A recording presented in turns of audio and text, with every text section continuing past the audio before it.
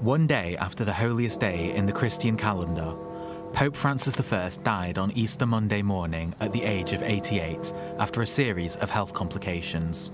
Born Jorge Bergoglio in Buenos Aires, he was ordained in 1969, became a cardinal in 2001, and eventually was elected Pope in 2013 following the abdication of Benedict XVI.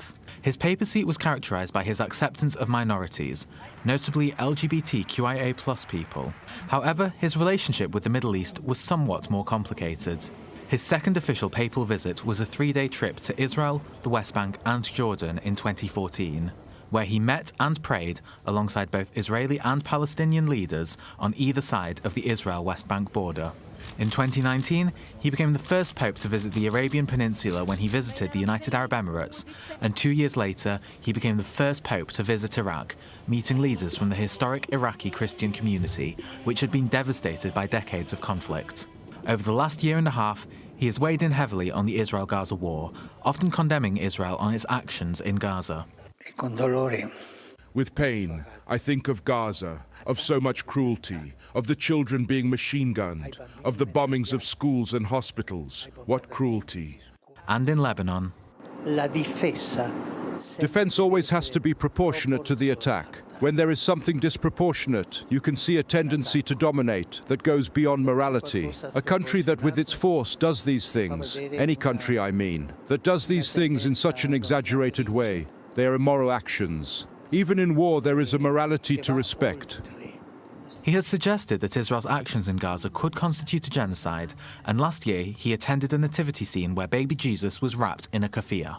However, he has also repeatedly called for the release of the hostages, meeting with family members of different religions, and in his final public appearance on Easter Sunday, he delivered a message via an archbishop, calling for an end to anti-Semitism and the conflict. Sono vicino alle sofferenze dei cristiani in Palestina e in Israele.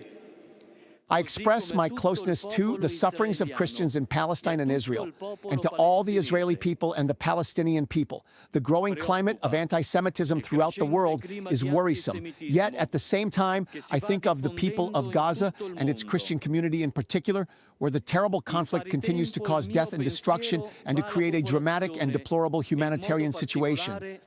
Palestinian Authority Chief Mahmoud Abbas eulogized the Pope, calling him a great friend to the Palestinian people, whilst Israeli President Isaac Herzog paid tribute to him alongside new American ambassador and evangelical Christian Mike Huckabee. You and I are both people of faith, and I know we share the deepest hope that his memory inspire acts of kindness and unity, dialogue between peoples, and hope for humanity. A new pope will be appointed within the coming days or weeks. But as the Catholic world mourns, Pope Francis's legacy in the Middle East and around the world has been cemented.